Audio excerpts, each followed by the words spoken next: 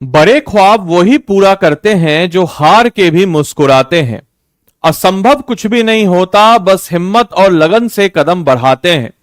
नमस्कार दोस्तों, मेरा नाम है आदित्य वैभव और करता हूं आप सभी लोगों का तहे दिल से स्वागत आप सबके अपने चैनल बीपीएससी स्टडी आईक्यू पे। दोस्तों, आज के इस वीडियो में हम लोग चर्चा करने वाले हैं 72वीं बीपीएससी की तैयारी बिल्कुल जीरो से। इस वीडियो में आपको मिलेगा बुक लिस्ट। इस वीडियो में आपको पता चलेगा क्या तैयारी का पैटर्न है। इस वीडियो में आपको जानकारी मिलेगी क्या स्ट्रेटजी से, क्या टाइमलाइन है और क्या अप्रोच होना चाहिए। ऐसे तमाम तरह के पहलुओं को A to Z हम लोग कवर अप करेंगे 72वीं बीपीएससी के लिए। तो ऐसे बच्चे जो 72वीं बीपीएससी एग्जाम को क्लियर करना चाहते हैं, यह वीडियो आपके लिए बहुत ही उपयोगी साबित होने वाली है, लेकिन आपको संयम बरतना होगा। ये वीडियो थोड़ी लंबी होगी, लेकिन अंत तक आपको इस वीडियो को देखना होगा, समझना होगा। और इस वीडियो के अंत में आप ही कमेंट करेंगे, हां सर हमारा क्लियरिटी हो गया। तो इस वीडियो को अच्छे से, शानदार तरीके से इस वीडियो को अंत तक आप सब लोग जरूर देखें। तो हम लोग बात करने वाले हैं कि आखिर आप जीरो से कैसे करें शुरू। तो सबसे पहले अपने दिमाग में अगर आपके है कि भाई हमको इस एग्जाम को क्लियर करना है, तो इस एग्जाम के बारे में आपको बहुत सारी जानकारियां प्राप्त होनी चाहिए। तो 72वीं के लिए आपकी स्ट्रैटेजी कैसी होनी चाहिए, क्या पढ़ें क्या ना पढ़ें, क्योंकि पढ़ने से ज्यादा महत्वपूर्ण होता है कि कौन से टॉपिक को कितना पढ़े और कौन से टॉपिक को आप स्किप कर सकते हैं। तो इस वीडियो में हमारा डिस्कशन पॉइंट क्या क्या होगा। सबसे पहले तो बीपीएससी क्या है, यानी कि बिहार पब्लिक सर्विस कमीशन क्या है। तो आपको बताते चले कि बिहार पब्लिक सर्विस कमीशन आयोग है जो स्टेट पीसीएस जैसे हर स्टेट का होता है, वैसे ही बिहार का है। और बिहार की सबसे रेपुटेटेड परीक्षा यानी कि सिविल सर्विस परीक्षा जो स्टेट लेवल पे होती है, वह उसको कंडक्ट कराता है बीपीएससी। बीपीएससी परीक्षा पैटर्न क्या है, इसको भी हम लोग जानेंगे आगे। तो अन्य सिविल सर्विस परीक्षाओं की तरह ही बीपीएससी परीक्षा पैटर्न भी 3 चरणों में होता है, प्रीलिम्स, मेंस और इंटरव्यू। बीपीएससी प्रारंभिक परीक्षा का क्या पाठ्यक्रम है, इसको हम लोग इस वीडियो में जानेंगे। साथ ही साथ कुछ महत्वपूर्ण पुस्तक की सूचियां, उसको भी हम लोग इस वीडियो में जानेंगे। और गत वर्ष के प्रश्न पत्र विश्लेषण यानी कि जो प्रीवियस ईयर क्वेश्चन का ट्रेंड एनालिसिस रहा है, कौन से सब्जेक्ट से कितने ज्यादा क्वेश्चन आपके समक्ष पूछे जा रहे हैं, उन पहलुओं को भी हम लोग इस वीडियो में चर्चा करेंगे। साथ ही साथ आपकी तैयारी की क्या रणनीति होगी, उस पहलुओं पे भी हम लोग इस पे देखेंगे और समझेंगे। तो सबसे पहले बीपीएससी क्या है, तो मैंने ऑलरेडी आपके उस प्रश्न का उत्तर दे दिया है कि Bihar public service commission, state PCS भी जिसको हम लोग कहते हैं, हर राज्य का अपना होता है। तो इसका भी बिहार का पब्लिक सर्विस कमीशन है, जो कि बिहार के सबसे रेपुटेटेड एग्जाम यानी कि सिविल सर्विस एग्जाम को कंडक्ट कराता है। एग्जाम के पैटर्न की बात करते हैं तो हमारा बीपीएससी का जो परीक्षा है यह 3 चरणों में होता है। प्रीलिम्स है, मेंस है और साथ ही साथ इंटरव्यू है। तो प्रीलिम्स की बात जब हम लोग करते हैं तो प्रीलिम्स में टोटल 1 पेपर होता है और इसमें कोई सी सेट नहीं होता है, केवल और केवल एक पेपर 150 मार्क्स का होता है, जिसमें जीके जीएस के क्वेश्चंस आपके समक्ष पूछे जाते हैं। 10 नंबर का मैथ्स और रीजनिंग मिला के भी होता है। तो अगर हम बात करते हैं कि प्रत्येक सही मार्क्स के लिए आपको इसमें 1 नंबर रिवार्ड किए जाते हैं प्रत्येक क्वेश्चन के लिए, और प्रत्येक गलत आंसर के लिए 1/3 निगेटिव जो है यह आपको यहां से आपके टोटल से डिडक्ट किए जाते हैं, इसको भी ध्यान रखना है। मेंस परीक्षा आप जब कट ऑफ को क्लियर करते हैं, तो कट ऑफ को क्लियर करने के अमूमन अगर हम लोग बात करते हैं कि जैसे मान के चलिए कि अगर 1000 सीट है तो 1000 का 15 गुना बच्चों को मेंस के लिए बुलाया जाता है। अमूमन 15 से ज्यादा ही हो जाते हैं। और आपका अगर टॉप 15 गुना बच्चे आप उसमें हैं तो आपको मेंस परीक्षा लिखने के लिए बुलाया जाएगा। मेंस परीक्षा जिसको हम कहते हैं मुख्य परीक्षा, यहां से आपका मेरिट निर्धारण होता है। प्रीलिम्स में आप कितना भी स्कोर करें, doesn't matter, prelims is qualifying. आपको सिर्फ और सिर्फ कट ऑफ से ज्यादा नंबर लाना है और उसके बाद आप मेंस लिखने के लिए आएंगे और असली सिविल सर्विस परीक्षा यहीं से शुरू होती है। मेंस परीक्षा की बात अगर हम करते हैं तो मेंस परीक्षा टोटल 900 नंबर की होती है। इसमें 2 जीएस पेपर यानी कि 2 जनरल स्टडीज के पेपर होता है, एक एसए का पेपर होता है। 2 जनरल स्टडीज का पेपर कम से 300 नंबर का और एसए का पेपर भी 300 नंबर का होता है, यानी कि टोटल 900 नंबर का आपके समक्ष मेंस की परीक्षा होती है। हिंदी इसमें क्वालिफाइंग होता है और एक ऑप्शनल भी आपको लेना होता है, और ये ऑप्शनल भी आपका क्वालिफाइंग इन नेचर ही होता है। इसके बाद आपके 900 नंबर के आधार पर आपको इंटरव्यू बुलाया जाएगा, और इंटरव्यू आपका 120 नंबर का होता है, जिसमें आपके पर्सनालिटी का टेस्ट होता है, और टोटल 1020 मार्क्स में आपका चयन होता है और आपका मेरिट जो है निर्धारण किया जाता है, और जिस भी पोस्ट को आपने चयन किया है उस पोस्ट के आधार पर, आपके रैंक के आधार पर उस पोस्ट को आपको दिया जाता है। तो यह रहा बीपीएससी परीक्षा का पैटर्न। नाउ बीपीएससी प्रीलिम्स का हमारा सिलेबस क्या है, आइए जरा समझते हैं। तो बीपीएससी प्रीलिम्स का सिलेबस, जैसा कि मैंने ऑलरेडी आपको बताया कि जीएस का जो पेपर हो, इस कॉमिक को अगर आप देखेंगे तो आप देखेंगे कि ये भाई बच्चा जो है हाथ में बहुत सारे किताबों को लिया हुआ और बोल रहा है सिलेबस, मतलब बहुत ज्यादा सिलेबस। तो इतना नहीं, आपको कुछ कॉन्क्रीट तरीके से पढ़ना है, क्योंकि कहा जाता है एक बहुत ही लेमन टर्म्स में कि everything under sun is your syllabus, but ऐसा नहीं है। पढ़ना क्या है उससे ज्यादा इंपॉर्टेंट है कि किसको कितना पढ़ना और किसको छोड़ देना है। तो प्रीलिम्स सिलेबस की बात जब हम लोग करते हैं तो जीएस पेपर में करंट अफेयर्स बहुत इंपॉर्टेंट डायनेमिक रोल अदा करता है। लगभग 30 क्वेश्चन करंट अफेयर से आते हैं। जनरल साइंस से भी लगभग 30 क्वेश्चन आते हैं। साथ ही साथ बिहार स्पेशल से 20 से 25 क्वेश्चन और जनरल हिस्ट्री से भी लगभग 30 क्वेश्चन आते हैं। तो ये जो चार है, ये चार पिलर जो हमारे बीपीएससी प्रीलिम्स परीक्षा के हैं, यानी कि current affair, general science, history और बिहार स्पेशल, इन चारों को ही अगर हम लोग एड ऑन कर देते हैं तो तकरीबन 100 से 110 नंबर इन्हीं चारों पोर्शन से आते हैं। इसके अलावा इंडियन पॉलिटी भी आपका मोस्ट डिसिसिव रोल होता है, जो कि आपके समक्ष जो है आपके प्रीलिम्स को पुश करने में, कट ऑफ को पुश करने में काफी अहम योगदान निभाता है। साथ ही साथ इंडियन एंड वर्ल्ड ज्योग्राफी, इसके अलावा इकोनॉमिक्स, इन्वायरमेंट से भी कुछ क्वेश्चंस होते हैं, और 10 नंबर आपके मैथ्स और रीजनिंग से होते हैं। और इस प्रकार से आपका यह प्रीलिम्स का सिलेबस है। याद रखिएगा, प्रीलिम्स से जस्ट क्वालिफाइंग, इसमें आपको क्वालिफाई करना है। इट मींस कि आपका जो कट ऑफ है उस कट ऑफ का निर्धारण होता है, जितने भी सीट्स है उस सीट से 15 से 17 गुना बच्चों को बुलाया जाता है मेंस लिखने के लिए। अब अगर हम बात करते हैं हमारे इस सेक्शन का, तो हिस्ट्री, इंडियन हिस्ट्री से number of questions on an average अगर हम पिछले 10 सालों के एग्जाम को ट्रेंड में एनालिसिस करते हुए करें तो तकरीबन जो है 30 क्वेश्चंस पूछे जाते हैं, और डिफिकल्टी लेवल इसका मॉडरेट होता है, यानी कि हम इसको ये नहीं कह सकते हैं कि ये मॉडरेट बहुत हार्ड होता है। मॉडरेट लेवल का मोरलेस होता है, जिसमें मॉडर्न का पोर्शन जो है काफी ज्यादा होता है। ज्योग्राफी की बात अगर हम करते हैं तो 8 नंबर का ज्योग्राफी मोस्टली इजी होते हैं, फैक्चुअल होते हैं, फैक्ट्स आपको दिमाग में रखने हैं। इन्वायरमेंट के 2 क्वेश्चन भी आपके, बायोडायवर्सिटी पार्क, कोई नेशनल पार्क हुआ, जो करंट से रिलेटेड चीजें हैं इन्वायरमेंट से आजकल के बदलते हुए दौर में, तो वो भी आपका इजी पैटर्न ही होता है। साइंस के 30 क्वेश्चन होते हैं, मॉडरेट लेवल के होते हैं, और कुछ क्वेश्चन जो है इसमें हार्ड पॉइंट ऑफ व्यू से भी होते हैं। पॉलिटी के 10 क्वेश्चन इजी लेवल के, लेकिन अगर 71st बीपीएससी को देखा जाए तो पॉलिटी के क्वेश्चन काफी स्टैंडर्ड थे, लेकिन 10 साल के ट्रेंड को देखें तो इजी रहते हैं। बट हाँ, लास्ट जो एग्जाम है उसका हमारा थोड़ा हार्ड लेवल का क्वेश्चन नजर आया है। इकोनॉमिक्स का क्वेश्चन हमेशा 4 रहता है, लेकिन डिफिकल्ट लेवल इकोनॉमिक्स का ठीक ठाक रहता है। बिहार स्पेसिफिक से आपके समक्ष 20 से 30 क्वेश्चन करंट को इंक्लूड कर दीजिए तो होता है, और यह भी आपके मॉडरेट लेवल का होता है। करंट अफेयर्स 30 क्वेश्चन होते हैं प्रीलिम्स में, और ये भी मॉडरेट लेवल के होते हैं। मैथ्स और रीजनिंग से 10 क्वेश्चन, और ये इजी टू मॉडरेट लेवल के होते हैं। वही गवर्नमेंट स्कीम्स वगैरह से 5 क्वेश्चन आपके मॉडरेट लेवल के आपके समक्ष होते हैं।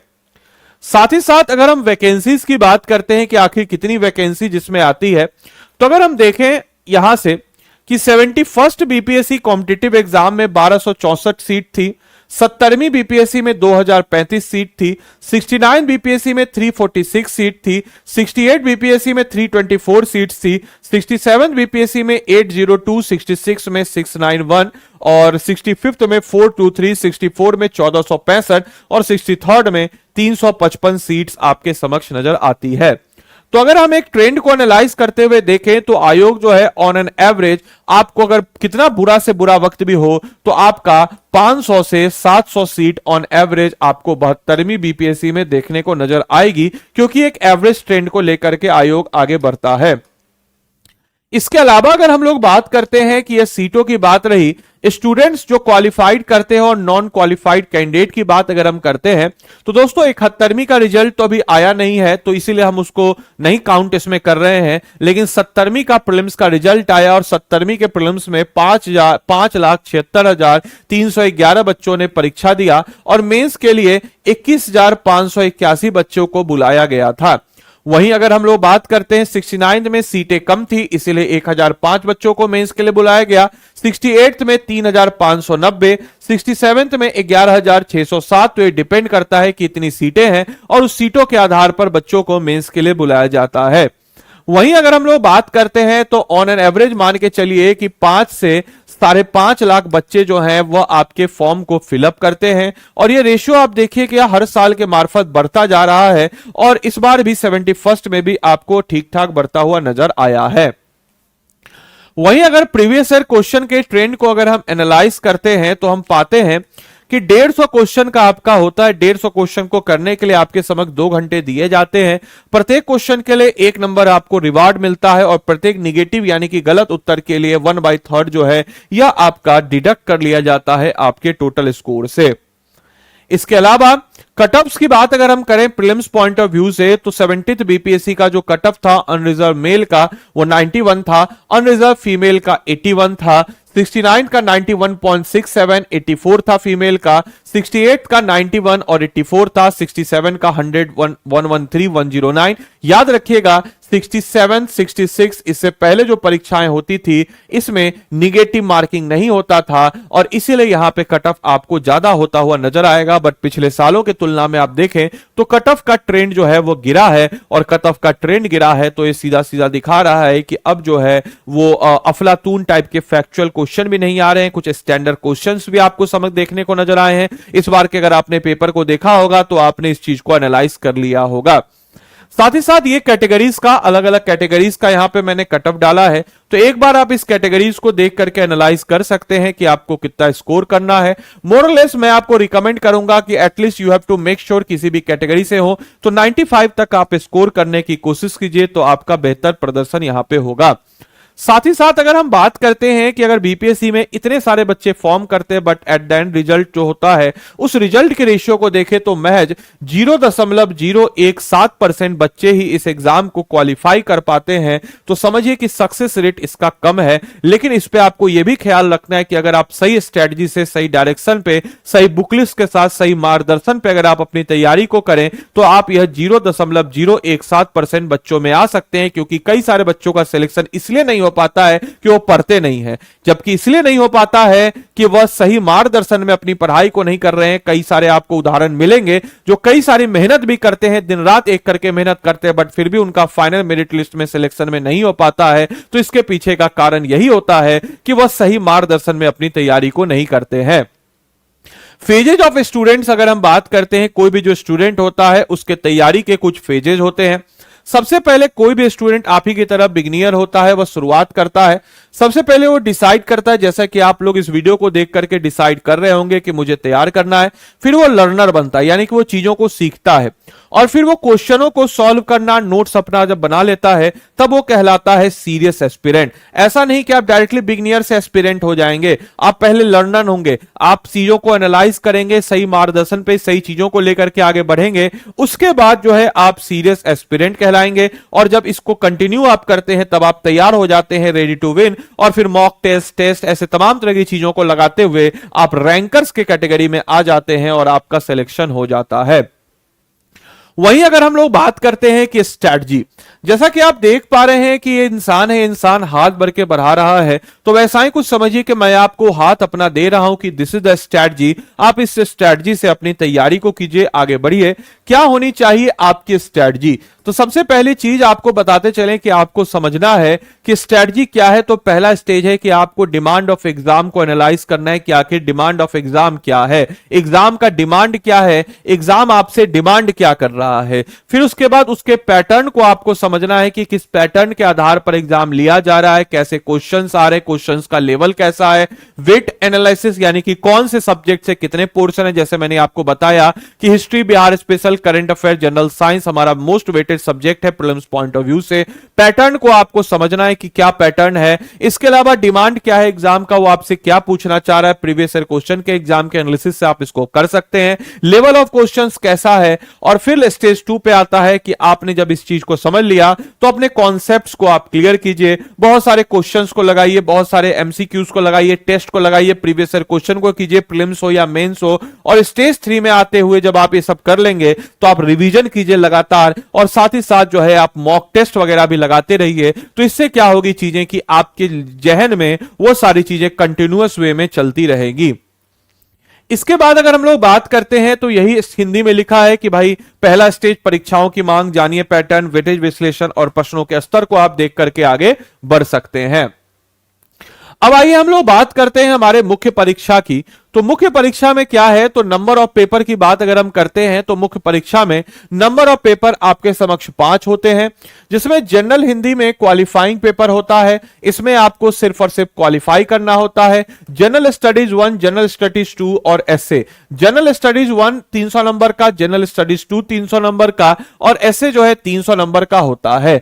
साथ ही साथ एक आपका ऑप्शनल सब्जेक्ट भी होता है, यह भी क्वालिफाइंग इन नेचर होता है, एमसीक्यू के फॉर्म में होता है, और यह भी जो है क्वालिफाइंग इन नेचर ही होता है। तो मेरिट बनने वाले आपके यही 3 सब्जेक्ट्स हैं। आपको बताते चलें इन तीनों सब्जेक्ट में 3-3 सेगमेंट होते हैं, 1, 2 एंड 3, और वैसा ही कुछ जीएस2 में भी होता है और वैसा ही कुछ एसए में भी होता है। सारे सब्जेक्ट को करने के लिए यू हैव 3 आवर्स, आपको 3 घंटे में इसको कंप्लीट करना है। सबसे पहले जनरल हिंदी की बात अगर हम करते हैं तो एसए 30 मार्क्स का होता है, ग्रामर 30 मार्क्स का, सिंटैक्स 25 मार्क्स का, प्रीसिज समरी जो होते हैं ये 15 मार्क्स के आपके समक्ष होते हैं। इसके अलावा अगर हम लोग बात करते हैं दोस्तों हमारे मेंस पॉइंट ऑफ व्यू से, तो मेंस पॉइंट ऑफ व्यू से अगर हम देखते हैं तो मेंस पॉइंट ऑफ व्यू से जो जनरल स्टडीज का पेपर है, जैसे मान के चलिए पेपर 1 है, इसका 3 सेगमेंट है। पहला सेगमेंट जो होता है यह होता है history and art and culture का, दूसरा सेगमेंट होता है करंट अफेयर्स का, और तीसरा सेगमेंट होता है यहां पे ये डीआई का, इसको दिमाग में रखना है। डीआई से 2 क्वेश्चन करने होते हैं, करंट अफेयर्स से 3 क्वेश्चन होता है, हिस्ट्री आर्ट एंड कल्चर से भी 3 क्वेश्चन होता है। याद रखिएगा प्रत्येक पहला क्वेश्चन और इसका जो पहला क्वेश्चन होगा इसमें आपके 5 कैटेगरी में क्वेश्चन होते हैं, A B C D E, जिसमें से 2 7 नंबरिया होता है और 3 8 नंबरिया क्वेश्चन होता है, इसको भी दिमाग में रखना है।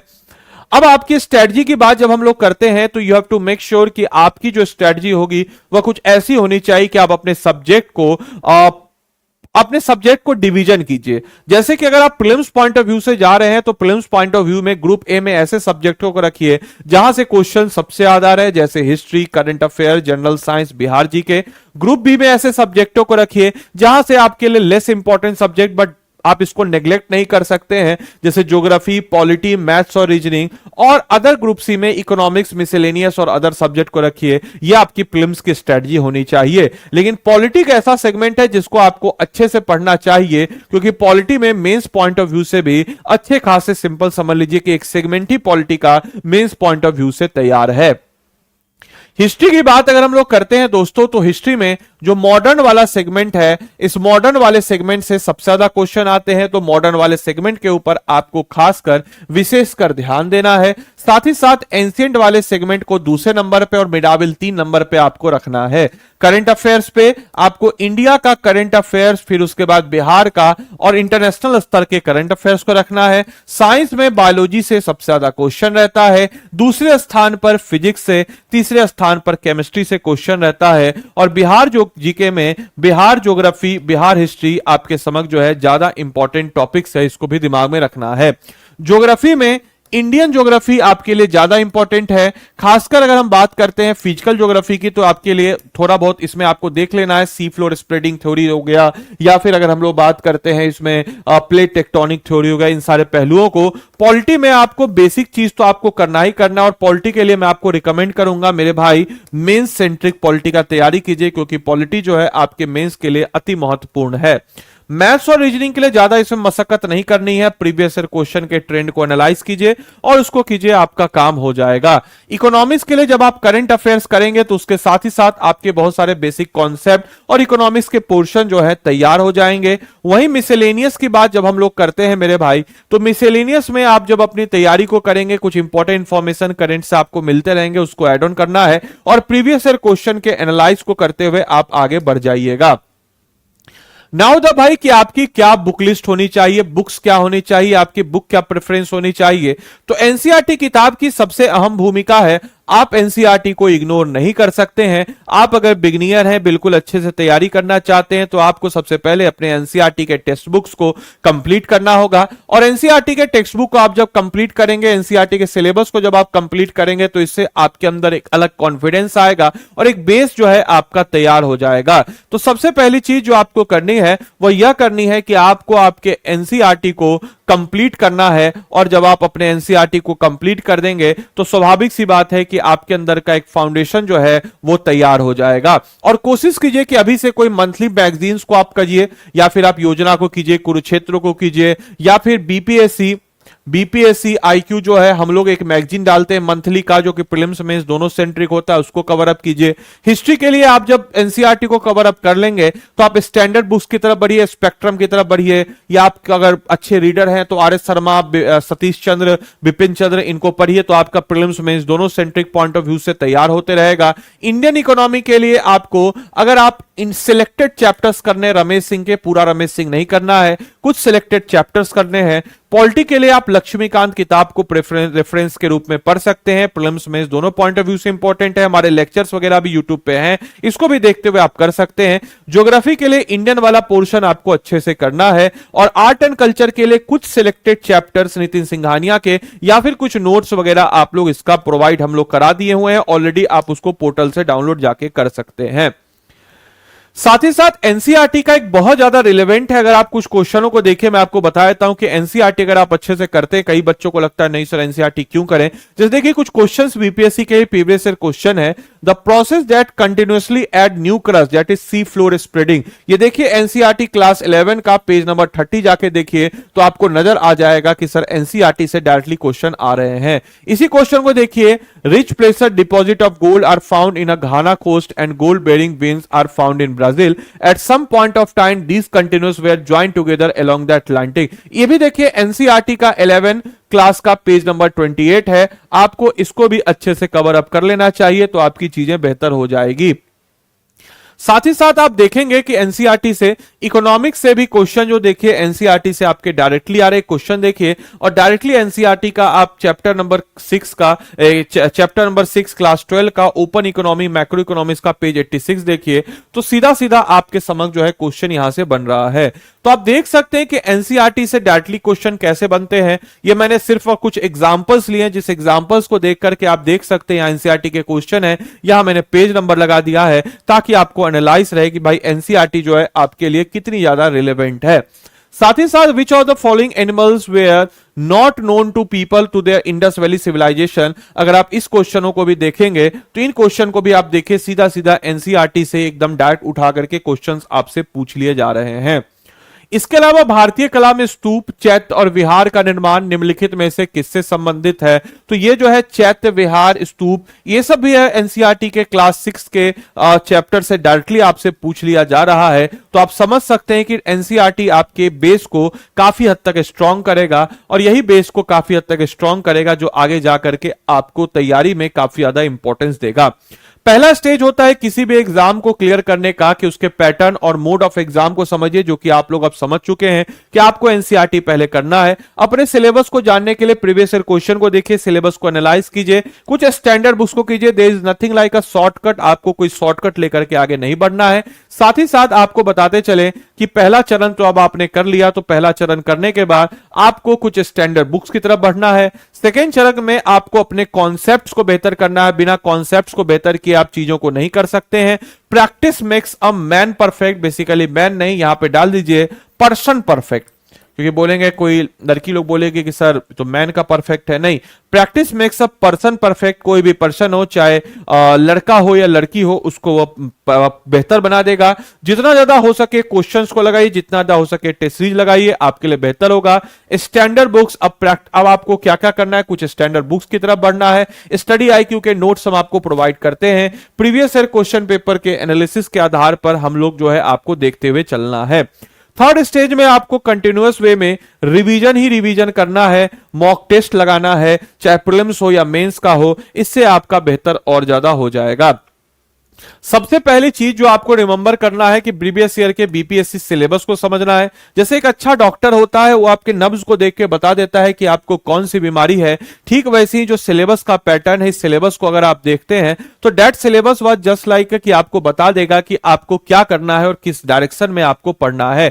उसके बाद स्टडी आईक्यू बीपीएससी के सेशंस को जो हमारे यूट्यूब पे है, इसको आप फॉलो अप कीजिए, इससे आपका बेस बनेगा। कुछ शॉर्ट नोट्स बनाने की कोशिश कीजिए। राइट ऑप्शनल सब्जेक्ट, यानी कि कहने का मतलब ये होता है कि देखिए ऑप्शनल तो बीपीएससी में क्वालिफाइंग है, तो कई बच्चे बोलते हैं क्या ऑप्शनल ले, तो ऑप्शनल आप वही लीजिए जो आपके जीएस में, जैसे हिस्ट्री ज्योग्राफी जो आप पढ़े हैं। कुछ XYZ ऑप्शनल में दिमाग में मत लगाइए। प्रॉपर टाइम टेबल अपना बनाइए।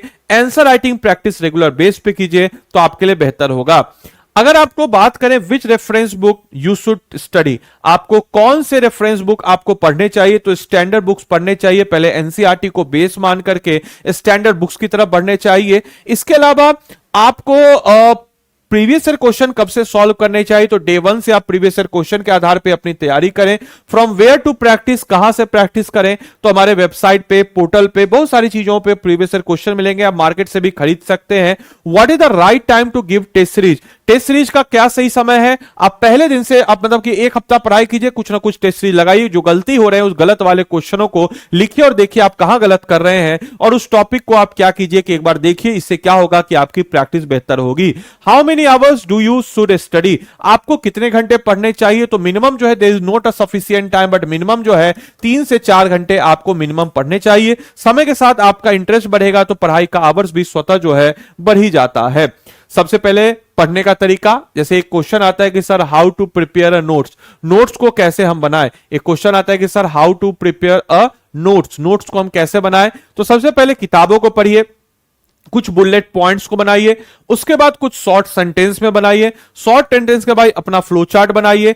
कीप रिवाइजिंग और बीपीएससी नोट्स, आप जो बीपीएससी नोट्स बनाए हैं उसको आप कंटिन्यूअस रिवाइज कीजिए। और साथ ही साथ आपको यह भी बताते चले कि स्टडी आईक्यू, यानी कि हम लोग जो है आपके लिए एक इनोवेशन लाए हैं। हम लोग एक पेज का नोट जो है, एक पेज का नोट्स पीटी और मेंस का आपके लिए जल्द ही आपको इसी पोर्टल पर, यानी कि इसी चैनल पर प्रोवाइड करने वाले हैं। तो चैनल को जरूर सब्सक्राइब कीजिएगा, that was free of cost, इसको हम करने वाले हैं। इसके साथ साथ आपको बताते चले कि जो आपके क्लास नोट्स हैं उसको आप नोट्स में कीजिए, उसको प्रीवियस ईयर क्वेश्चंस के आधार पे, और फिर से वापस से आप इसी पैटर्न को अगले सब्जेक्ट में भी कीजिए। क्लास के नोट्स को, बुक को, नोट्स को कीजिए, प्रीवियस ईयर क्वेश्चन के आधार पे कीजिए। और नोट्स जब भी आप बनाए तो खाली स्पेस थोड़ा छोड़ दे, ताकि आने वाले वक्त में कुछ इंपॉर्टेंट पॉइंट हो तो उसको आप एड ऑन करें। जैसे मान के चलिए A4 साइज का है तो इतना में लिखिए, आप 1/3 पन्ना छोड़ दीजिए, जो आगे चीजें होंगी उसको आप लिखिए, और इस प्रकार से आप अपनी तैयारी को कर लीजिएगा। अगर आप ये सब कुछ खुद से कर पा रहे हैं, मैं फिर से बोलूंगा, तो सेल्फ स्टडी से बेहतर कुछ भी नहीं होता। अगर आप ये सब कुछ खुद से नहीं कर पा रहे हैं तो एनसीईआरटी के साथ साथ आपको बताते चले कि एनसीईआरटी के साथ साथ 10,000 एमसीक्यूज, टेस्ट सीरीज, प्रीलिम्स का, मेंस का, इसके साथ ही साथ सारे थ्योरेटिकल पॉइंट ऑफ व्यू से सारे के सारे इंपॉर्टेंट कॉन्टेक्स्ट को, सारे के सारे इंपॉर्टेंट सब्जेक्ट को हैंड रिटेन नोट्स के मार्फत से आपको क्लास में डिफाइन करके, एक्सप्लेन करके, समझा करके, बुझा करके, बहुआ नुन्नू की तरह बता करके आपके नोट्स में हम लोग लिखवाएंगे। तो अगर आपको पेड कोर्स की जरूरत उन बच्चों को होती है जो बच्चे बेसिकली किताबों को पढ़ के चीजें अच्छे से नहीं समझ में पाते हैं, अगर आप खुद से चीजों को पढ़ के समझ पा रहे हैं तो दैट इज सफिशिएंट। अगर आप खुद से चीजों को नहीं समझ पा रहे हैं then this course is for you. Aarambh 10.0, आरंभ 10.0 क्यों खास है, आइए जरा हम लोग जानते हैं। और इसका प्राइस जो है 8,999 भी है, और एक इसका अपग्रेडेड पैकेज है 15,999 का। क्या खास बात है इस कोर्स में, आइए जरा हम लोग देख लेते हैं। तो सबसे पहले आपको स्टडी आईक्यू के ऐप या वेबसाइट पे जाना है। स्टडी IQ के ऐप या वेबसाइट पे जब आप चले जाएंगे तो यहां पे स्टेट PCS पे आइएगा, यहां पे आप बिहार पे जाइएगा, बिहार पे जाने के बाद आरंभ 10.0 पे आप जाएंगे और आरंभ 10.0 पे जब आप जाएंगे मेरे भाई तो यहां पे आपके समक्ष आएगा बाय नाउ। अब देखिए इस कोर्स की खास बात हम आपको बताते चलें कि क्या खास बात है इस कोर्स में, तो देखिए हम आपको बता देते। देखिए पहले तो इस कोड को हटा दीजिए, यहां पे कोड लगा दीजिएगा आदि लाइव, इससे आपको मैक्सिमम डिस्काउंट मिलेगा। अब देखिए ध्यान से क्या खास बात है इस कोर्स में, तो देखिए सबसे पहले तो ये जो कोर्सेज आपके समक्ष है, सबसे पहले तो जो कोर्सेज आपके समक्ष है इसमें आपको मिलता है 1400 प्लस घंटे का लाइव क्लास। लाइव क्लास में हम प्रीलिम्स, मेंस, इंटरव्यू तीनों की इंटीग्रेटेड तैयारी करवाएंगे। आपके हर एक सब्जेक्ट को, चाहे बिहार स्पेशल हो, चाहे हिस्ट्री हो, चाहे करंट अफेयर्स हो, चाहे आपके समक्ष जनरल साइंस हो, पॉलिटी हो, ज्योग्राफी हो, इकोनॉमिक्स हो, मैथ्स, रीजनिंग हो, सबको कराएंगे। इसके अलावा हम लोग आपको एक मेंटरशिप प्रोवाइड कराएंगे। जो मेंटर जो होगा वो आपको गाइड करेगा, कहीं आप अटक रहे हैं, कोई समस्या में, स्ट्रेटजी बनाने में दिक्कत हो रही है, कुछ रूटीन बनाने में हो रहा है, सब कुछ करेगा। और अगर आप मेरा कोड लगाते हैं आदि लाइव, जो कि आप लगाइएगा तो आपको मैक्सिमम डिस्काउंट मिलेगा, तो मेरी तरफ से भी आपको एडिशनल डिस्काउंट मिलेगा। याद रखिएगा आदि लाइव कोड ही लगाएंगे तो मेरी तरफ से आपको एडिशनल डिस्काउंट मिलेगा। इसके साथ साथ हम लोग क्लास में क्रक्स नोट्स भी देते हैं आपको, शॉर्ट नोट्स। इसके साथ साथ हम लोग क्लास में आपको हैंड रिटेन नोट्स भी देते हैं। मास्टर जो आपको लिखवाएगा, समझाएगा, बुझाएगा, वो तो आप लिखेगा ही, उससे आपका नोट्स तैयार ही होगा। लैंग्वेज क्या होगा, तो लैंग्वेज होगा बाइलिंगुअल, यानी कि इसमें जो है समझाया जाएगा जैसे भी मैं आपको समझा रहा हूं वैसे, और आपके नोट्स जो है हिंदी और इंग्लिश दोनों में आपको बनवाए जाएंगे, इसको भी दिमाग में रखना है। साथ ही साथ आपको यह भी बताते चलें, इतना सबके बावजूद भी अगर हम बात करें तो इसमें इंटरव्यू गाइडेंस प्रोग्राम भी है, यानी कि हम ऑफलाइन सेंटर पटना में मौजूद है और इसमें इंटरव्यू गाइडेंस प्रोग्राम भी है। तो ये तो रहा नॉर्मल पैकेज। अगर आप 1 साल 2 साल से तैयारी कर रहे हैं तो आपके लिए ये है, लेकिन जो बिल्कुल बिगिनियर है, फ्रेशर है, उनके लिए है ये प्लेटिनम बैच। प्लेटिनम बैच क्या है तो आपको बताते चलें कि ये सारे फीचर्स तो इसमें होंगे ही होंगे, साथ ही साथ इसमें आपके एनसीईआरटी को स्ट्रॉन्ग करने के लिए हम एनसीईआरटी का एक फाउंडेशन कोर्स इसमें देते हैं रिकॉर्डेड फॉर्म में। साथ ही साथ एक पुराना pre recorded course for your reference. साथ ही साथ आपको हम इसमें प्रीलिम्स का टेस्ट सीरीज देते हैं, मेंस का टेस्ट सीरीज देते हैं, आपके एमसीक्यू प्रैक्टिस के लिए 10,000 एमसीक्यूज का प्रैक्टिस भी देते हैं। मंथली करंट अफेयर्स मैगजीन आपको इसमें मिल जाता है। एंड मोस्ट इंपॉर्टेंटली प्लैटिनम में बुक्स जो होते हैं ये हार्ड कॉपी में मिलेंगे और आपके घर तक आपको किताब जो है पहुंचाया जाएगा आपके एड्रेस में। और तो आप बिल्कुल नए हैं तो आप प्लैटिनम ले लीजिए, 15,999 में पड़ेगा, और ये जो गोल्ड वाला है 8,999 में। एंड मोस्ट इंपॉर्टेंटली ये सारे कोर्सेज 100% स्कॉलरशिप वाले हैं। कैसे भाई, तो इतना जब हम लोग मेहनत करेंगे तो 72nd का प्रीलिम्स तो आपका क्लियर होगा ही होगा, और जैसे ही आपका 72nd का प्रीलिम्स क्लियर होगा वैसे ही वैसे ही जिस भी मोड ऑफ पेमेंट से आपने पेमेंट किया है वह मोड ऑफ पेमेंट से आपका पैसा रिफंड कर दिया जाएगा। तो अब तैयारी देरी किस बात की, समझिए एनसीईआरटी भी मिल रहा है, 10,000 एमसीक्यूज भी मिल रहा है, प्रीलिम्स के लिए आपको टेस्ट सीरीज भी मिल रहा है, मेंस के लिए आने वाले वक्त में टेस्ट सीरीज भी होगा, क्रैश कोर्स कोई हमारा 72वीं का आएगा वो भी आपको मिल जाएगा। तो प्लैटिनम बिल्कुल नए बच्चों के लिए, बिल्कुल आप आंख बंद करके भरोसा कीजिए और देखिएगा आप को इस भरोसे का लाभ मिलेगा जल्द ही जल्द। और ये सब कुछ अगर आप खुद से कर पा रहे तो बेस्ट है, नहीं खुद से कर पा रहे तो कोर्स को जुड़ जाइए और सुनिए ध्यान से, जुड़ करके अपनी तैयारी को कीजिए। और मैं फिर से बोलूंगा, ऐसे बच्चे जो सीरियसली पढ़ाई करना चाहते हैं वही कोर्स में आएंगे, अन्यथा बच्चे मत आइए, अपना भी समय मत खराब कीजिए, हमारा भी मत कीजिए, क्योंकि हमारी भी उम्मीद रहती है कि जब हम पढ़ाएं बच्चों को तो बच्चा सिलेक्ट हो, क्योंकि एट द एंड देखा जाए तो हमारे ब्रांड एम्बेसडर आप ही है ना। कल के डेट में आप लोग सिलेक्ट होइएगा तभी तो आप लोग का फोटो लगा करके हम लोग भी अपना दिखाएंगे कि देखो भाई इसको हम पढ़ाए है, सिलेक्ट हुआ है, तो अगले बार तुम लोग भी आओ पढ़ने के लिए, क्योंकि हम लोग को भी तो अपना चलाना है ना कोचिंग। तो हम चाहते हैं आप सिलेक्ट हो, अगर आप चाहते हैं आप सिलेक्शन लेना तभी आप इस कोर्स में, अन्यथा समय का बर्बाद करने के लिए आप इस कोर्स में ना आए। तो आदि लाइव कोड को लगाइएगा तो मेरी तरफ से मेंटरशिप, याद रखिएगा आदि लाइव ही कोड लगाइएगा, आदि लाइव कोड से मेरी तरफ से मेंटरशिप। और साथ ही साथ जो है बाद में कोई और कोड लगा के आप मत बोलेगा सर आपका मेंटरशिप नहीं मिला, तो मेरी तरफ से मेंटरशिप चाहिए तो आदि लाइव कोड को लगा के ही आप इस कोर्स में अपने आप को इनरोल करके अपनी तैयारी को मजबूती प्रदान कर सकते हैं। तो चलिए मिलते हैं हम लोग अगले सेशन में, तब तक के लिए सारे बच्चों को bye bye, take care, thank you and thanks for watching this session.